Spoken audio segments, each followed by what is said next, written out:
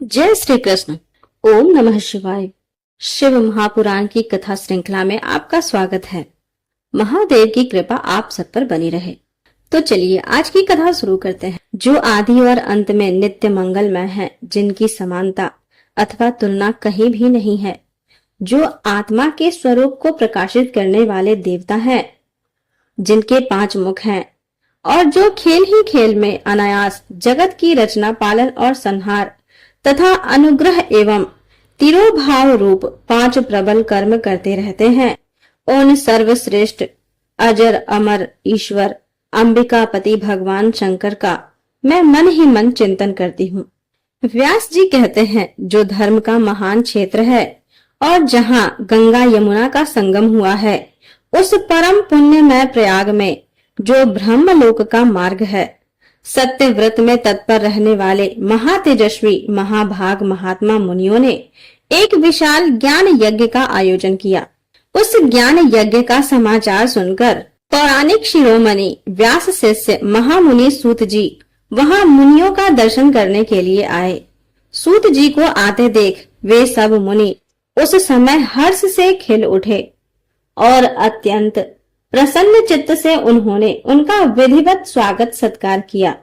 तत्पश्चात प्रसन्न महात्माओं ने उनकी विधिवत स्तुति करके विनय पूर्वक हाथ जोड़कर उनसे इस प्रकार कहा, सर्वज्ञ विद्वान रोमहर्षण जी, आपका भाग्य बड़ा भारी है। इसी से आपने व्यास के मुख से अपनी प्रसन्नता के लिए ही संपूर्ण पुराण विद्या प्राप्त की। इसीलिए आप आश्चर्य स्वरूप कथाओं के भंडार हैं। ठीक उसी तरह जैसे रत्नाकार समुद्र बड़े बड़े सारभूत रत्नों का आगार है, तीनों लोकों में भूत वर्तमान और भविष्य तथा और भी जो कोई वस्तु है वह आपसे अज्ञात नहीं है। आप हमारे सौभाग्य से इस यज्ञ का दर्शन करने के लिए यहाँ पधारे हैं और इसी व्याज से हमारा कुछ कल्याण करने वाले हैं, क्योंकि आपका आगमन निरर्थक नहीं हो सकता। हमने पहले भी आपसे शुभ अशुभ तत्व का पूरा वर्णन सुना है, किंतु उससे तृप्ति नहीं होती। हमें उसे सुनने की बारंबार इच्छा होती है। उत्तम बुद्धि वाले सूत जी, इस समय हमें एक ही बात सुननी है। यदि आपका अनुग्रह हो तो गोपनीय होने पर भी आप उस विषय का वर्णन करें। घोर कलयुग आने पर मनुष्य पुण्य कर्म से दूर रहेंगे, दुराचार में फंस जाएंगे और सबके सब सत्य भाषण से मुंह फेर लेंगे, दूसरों की निंदा में तत्पर होंगे, पराये धन को हड़प लेने की इच्छा करेंगे, उनका मन पराये स्त्रियों में आसक्त होगा तथा वे दूसरे प्राणियों की हिंसा किया करेंगे, अपने शरीर को ही आत्मा समझेंगे, मूढ़ नास्तिक और पशु बुद्धि वाले होंगे, माता पिता से द्वेष रखेंगे, ब्राह्मण लोभी रूप ग्राह्य के ग्रास बन जाएंगे, वेद बेचकर जीविका चलाएंगे, धन का उपार्जन करने के लिए ही विद्या का अभ्यास करेंगे और मद से मोहित रहेंगे, अपनी जाति के कर्म छोड़ देंगे, प्रायः दूसरों को ठगेंगे, तीनों काल की संध्योपासना से दूर रहेंगे और ब्रह्म ज्ञान से शून्य होंगे। समस्त क्षत्रिय भी स्वधर्म का त्याग करने वाले होंगे, कुसंगी पापी और व्यभिचारी होंगे, उनमें शौर्य का अभाव होगा, वे कुत्सित चौर्य कर्म से जीविका चलाएंगे, शूद्रों का सा बर्ताव करेंगे और उनका चित्त काम का किंकर बना रहेगा।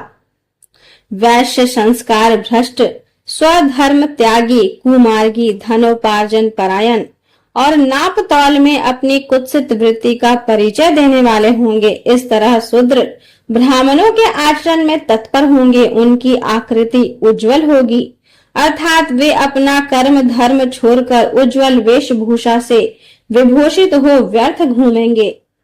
वे स्वभावतः ही अपने धर्म का त्याग करने वाले होंगे, उनके विचार धर्म के प्रतिकूल होंगे, वे कुटिल और द्विज निंदक होंगे। यदि धनी हुए तो कुकर्म में लग जाएंगे, विद्वान हुए तो वाद विवाद करने वाले होंगे, अपने को कुलीन मानकर चारों वर्णों के साथ वैवाहिक संबंध स्थापित करेंगे, समस्त वर्णों को अपने संपर्क से भ्रष्ट करेंगे। वे लोग अपनी अधिकार सीमा से बाहर जाकर विजोचित सत्य कर्मों का अनुष्ठान करने वाले होंगे। कलि युग की स्त्रियां प्रायः सदाचार से भ्रष्ट और पति का अपमान करने वाली होंगी। सास ससुर से द्रोह करेंगी, किसी से भय नहीं मानेंगी, मलिन भोजन करेंगी, कुत्सित हाव भाव से तत्पर होंगी। उनका शील स्वभाव बहुत बुरा होगा और वे अपने पति की सेवा से सदा ही विमुख रहेंगी। सूत जी, इस तरह जिनकी बुद्धि नष्ट हो गई है, जिन्होंने अपने धर्म का त्याग कर दिया है, ऐसे लोगों को इहलोक और परलोक में उत्तम गति कैसे प्राप्त होगी? इसी चिंता से हमारा मन सदा व्याकुल रहता है। परोपकार के समान दूसरा कोई धर्म नहीं है। अतः जिस छोटे से उपाय से इन सब के पापों का तत्काल नाश हो जाए, उसे इस समय कृपा पूर्वक बताइए, क्योंकि आप समस्त सिद्धांतों के ज्ञाता हैं। व्यास जी कहते हैं, उन भावित आत्मा मुनियों की बात सुनकर सूत जी मन ही मन भगवान शंकर का स्मरण करके उनसे इस प्रकार बोले। सूत जी कहते हैं, साधु महात्माओं, आपने बहुत अच्छी बात पूछी है। आपका यह प्रश्न तीनों लोगों का हित करने वाला है। मैं गुरुदेव व्यास का स्मरण करके आप लोगों के स्नेहवश इस विषय का वर्णन करूंगा। आप आदर पूर्वक सुने।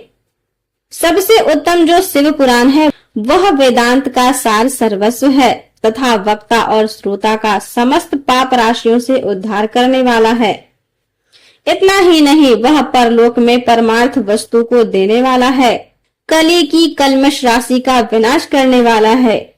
उसमें भगवान शिव के उत्तम यश का वर्णन है। ब्राह्मणों, धर्म, अर्थ, काम और मोक्ष, इन चारों पुरुषार्थों को देने वाला है। वह पुराण सदा ही अपने प्रभाव की दृष्टि से वृद्धि या विस्तार को प्राप्त हो रहा है। उस सर्वोत्तम शिव पुराण के अध्ययन मात्र से वे कलयुग के पाप आसक्त जीव श्रेष्ठतम गति को प्राप्त हो जाएंगे। कलयुग के महान उत्पात तभी तक जगत में निर्भय होकर विचरेंगे जब तक यहाँ शिव पुराण का उदय नहीं होगा। इसे वेद के तुल्य माना गया है। इस वेद कल्प पुराण का सबसे पहले भगवान शिव ने ही प्रणयन किया था। विद्येश्वर संहिता, रुद्र संहिता, विनायक संहिता, उमा संहिता, मातृ संहिता, एकादश रुद्र संहिता, कैलाश संहिता, सप्त रुद्र संहिता, कोटि रुद्र संहिता, सहस्त्र कोटि रुद्र संहिता, वायव्य संहिता तथा धर्म संहिता, इस प्रकार इस पुराण के 12 भेद या खंड हैं। ये 12 संहिताएं अत्यंत पुण्यमयी मानी गई हैं। ब्राह्मणों, अब मैं उनके श्लोकों की संख्या बता रहा हूँ। आप लोग वह सब आदर पूर्वक सुने। विद्येश्वर संहिता में 10,000 श्लोक हैं। रुद्र संहिता, विनायक संहिता, उमा संहिता और मातृ संहिता, इनमें से प्रत्येक में 8-8 हजार श्लोक हैं। ब्राह्मणों, एकादश रुद्र संहिता में 13,000, कैलाश संहिता में 6,000, सप्त रुद्र संहिता में 3,000, कोटि रुद्र संहिता में 9,000, सहस्त्र कोटि रुद्र संहिता में 11,000, वायव्य संहिता में 4,000 और धर्म संहिता में 12,000 श्लोक हैं। इस प्रकार मूल शिव पुराण की श्लोक संख्या 1 लाख है, परंतु व्यास जी ने उसे 24,000 श्लोकों में संक्षिप्त कर दिया है। पुराणों की क्रम संख्या के विचार से इस शिव पुराण का स्थान चौथा है। इसमें 7 संहिताएं हैं।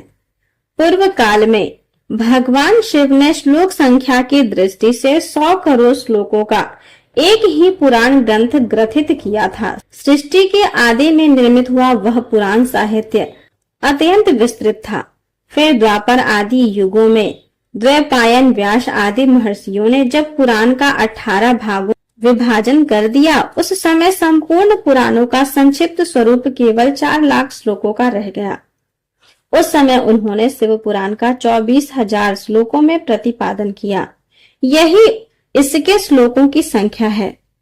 यह वेद तुल पुराण 7 संहिताओं में बटा हुआ है। इसकी पहली संहिता का नाम विद्येश्वर संहिता है। दूसरी रुद्र संहिता समझनी चाहिए। तीसरी का नाम सतरुद्र संहिता, चौथी का कोटि रुद्र संहिता, 5वीं का उमा संहिता, 6ठी का कैलाश संहिता और 7वीं का नाम वायव्य संहिता है। इस प्रकार ये 7 संहिताएं मानी गई हैं। इन 7 संहिताओं से युक्त दिव्य शिव पुराण वेद के तुल्य प्रमाणिक तथा सबसे उत्कृष्ट गति प्रदान करने वाला है। यह निर्मल शिव पुराण भगवान शिव के द्वारा ही प्रतिपादित है। इसे शैव शिरोमणि भगवान व्यास ने संक्षेप में संकलित किया है। यह समस्त जीव समुदाय के लिए उपकारक, त्रिविध तापों का नाश करने वाला, तुलना रहित एवं शत पुरुषों को कल्याण प्रदान करने वाला है। इसमें वेदांत विज्ञानमय प्रधान तथा निष्कपट धर्म का प्रतिपादन किया गया है। यह पुराण ईर्ष्या रहित अंतःकरण वाले विद्वानों के लिए जानने की वस्तु है। इसमें श्रेष्ठ मंत्र समूहों का संकलन है तथा धर्म, अर्थ और काम इस त्रिवर्ग की प्राप्ति के साधन का भी वर्णन है। यह उत्तम शिव पुराण समस्त पुराणों में श्रेष्ठ है। वेद वेदांत में वेद रूप से विस्लित परम वस्तु परमात्मा का इसमें गान किया गया है। जो बड़े आदर से इसे पढ़ता और सुनता है वह भगवान शिव का प्रिय होकर परम गति को प्राप्त करता है। व्यास जी कहते हैं, सूत जी का यह वचन सुनकर वे सब महर्षि बोले, अब आप हमें वेदांत सार सर्व स्वरूप अद्भुत शिव पुराण की कथा सुनाइए।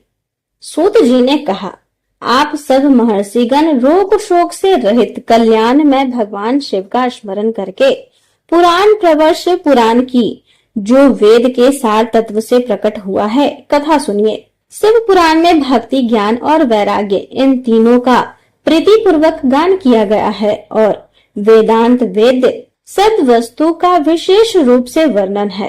इस वर्तमान कल्प में जब सृष्टि कर्म आरंभ हुआ था उन दिनों 6 कुलों के महर्षि परस्पर वाद विवाद करते हुए कहने लगे, अमुक वस्तु सबसे उत्कृष्ट है और अमुक नहीं है। उनके इस विवाद ने अत्यंत महान रूप धारण कर लिया। तब वे सब के सब अपनी शंका के समाधान के लिए सृष्टिकर्ता अविनाशी ब्रह्मा जी के पास गए और हाथ जोड़कर विनय भरी वाणी से बोले, प्रभु आप संपूर्ण जगत को धारण पोषण करने वाले तथा समस्त कारणों के भी कारण हैं। हम यह जानना चाहते हैं कि संपूर्ण तत्वों से परे परात्पर पुराण पुरुष कौन है। ब्रह्मा जी ने कहा, जहाँ से मन सहित वाणी उन्हें न पाकर लौट आती है तथा जिनसे ब्रह्मा विष्णु रुद्र और इंद्र आदि से युक्त यह संपूर्ण जगत समस्त भूतों एवं इंद्रियों के साथ पहले प्रकट हुआ है, वे ही ये देव महादेव सर्वज्ञ एवं संपूर्ण जगत के स्वामी हैं। ये ही सबसे उत्कृष्ट हैं। भक्ति से ही इनका साक्षात्कार होता है। दूसरे किसी उपाय से कहीं इनका दर्शन नहीं होता।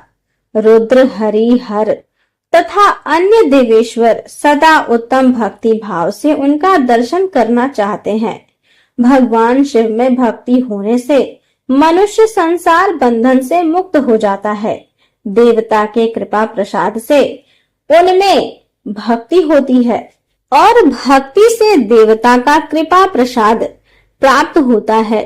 ठीक उसी तरह जैसे यहाँ अंकुर से बीज और बीज से अंकुर पैदा होते हैं। इसीलिए तुम सब ब्रह्मर्षि भगवान शंकर का कृपा प्रसाद प्राप्त करने के लिए भूतल पर जाकर वहां सहस्त्रों वर्षों तक चालू रहने वाले एक विशाल यज्ञ का आयोजन करो। इस यज्ञपति भगवान शिव की ही कृपा से वेदोक्त विद्या के सारभूत साध्य साधन का ज्ञान होता है। शिव पद की प्राप्ति ही साध्य है, उनकी सेवा ही साधन है तथा उनके प्रसाद से जो नित्य नैमित्तिक आदि फलों की ओर से निष्प्रिय होता है वही साधक है। वेदोक्त कर्म का अनुष्ठान करके उनके महान फल को भगवान शिव के चरणों में समर्पित कर देना ही परमेश्वर पद की प्राप्ति है। वही सालोक्य आदि के क्रम से प्राप्त होने वाली मुक्ति है। उन पुरुषों की भक्ति के अनुसार उन सबको उत्कृष्ट फल की प्राप्ति होती है। उस भक्ति के साधन अनेक प्रकार के हैं जिनका साक्षात महेश्वर ने ही प्रतिपादन किया है। उनमें से सारभूत साधन को संक्षिप्त करके मैं बता रहा हूँ। कान से भगवान के नाम, गुण और लीलाओं का श्रवण, वाणी द्वारा उनका कीर्तन तथा मन के द्वारा उनका मनन, इन तीनों को महान साधन कहा गया है। तात्पर्य यह है कि महेश्वर का श्रवण, कीर्तन और मनन करना चाहिए। यह श्रुति का वाक्य हम सबके लिए प्रणाम भूत है। इसी साधन से संपूर्ण मनोरथों की सिद्धि में लगे हुए आप लोग परम साध्य को प्राप्त हो। लोक प्रत्यक्ष वस्तु को आंख से देखकर उसमें प्रवृत्त होते हैं, परंतु जिस वस्तु का कभी भी प्रत्यक्ष दर्शन नहीं होता उसे श्रवणेन्द्रिय द्वारा जान सुनकर मनुष्य उसकी प्राप्ति के लिए चेष्टा करता है। अतः पहला साधन श्रवण ही है। उसके द्वारा गुरु के मुख से तत्वों को सुनकर श्रेष्ठ बुद्धि वाला विद्वान पुरुष अन्य साधन कीर्तन एवं मनन की सिद्धि करे। मनन पर्यंत इस साधन की अच्छी तरह साधना कर लेने पर उसके द्वारा सालोक्य आदि के क्रम से धीरे धीरे भगवान शिव का संयोग प्राप्त होता है। पहले सारे अंगों के रोग नष्ट हो जाते हैं, फिर सब प्रकार का लौकिक आनंद भी विलीन हो जाता है। भगवान शंकर की कृपा, उसके नामों के जप या उनके गुण रूप विलास और नामों का युक्ति परायण चित्त के द्वारा जो निरंतर परिशोधन या चिंतन होता है उसी को मनन कहा गया है। वह महेश्वर की कृपा दृष्टि से उपलब्ध होता है। उसे समस्त श्रेष्ठ साधनों में प्रधान या प्रमुख कहा गया है।